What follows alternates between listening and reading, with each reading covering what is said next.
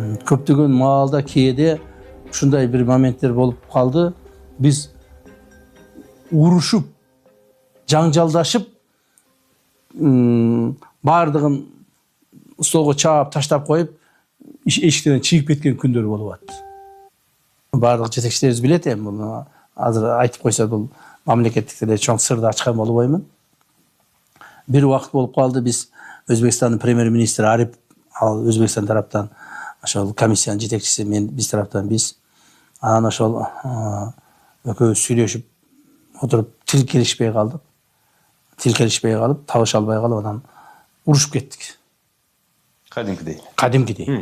Кадимкидей кээде ушундай үнүбүздү көтөрүп, жакшы жаман сөздөр өтүп урушуп кеттик.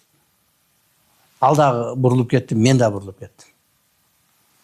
Анан кийин анан бир аздан кийин ал кайра отуруп сүйлөшөйлү деп калды. Мен айтым, жок, сүйлөшпөйм дедим.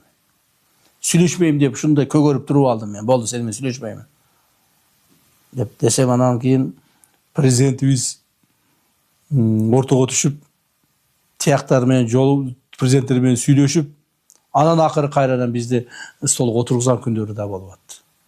Кайрадан чай урушпагыла, кой. Эки өлкөнүн президенттери сүйлөшүп, кой урушпагыла, кой талашпагыла, отургула, чечкиле, баары бир биз чечебиз, келгиле деп кайра бизди столго отургузуп, кайрадан анан биз чечүү процесстерин баштаган убакыттар да болду да. Көрдүңүз канчалык оор маселелер болгон. Ал эми бул жакта турган адамга бул жөн эле чечилип калгандай болуп көрүнө берет да. Бирок негизги маселе ошол биздин чек араларыбызды чечип алдык.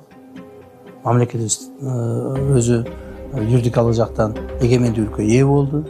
Эми мындан ары Кудай буйрса чоң жаңжалдар чыкпайт.